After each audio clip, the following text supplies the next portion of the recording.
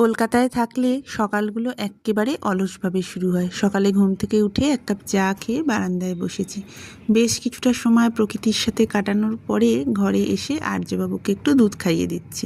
আর্য সকাল সকাল ড্রয়িং নিয়ে বসেছে, তবে আর্যবাবুর বাবারও সকালটা বেশ অলসভাবেই শুরু হয়েছে।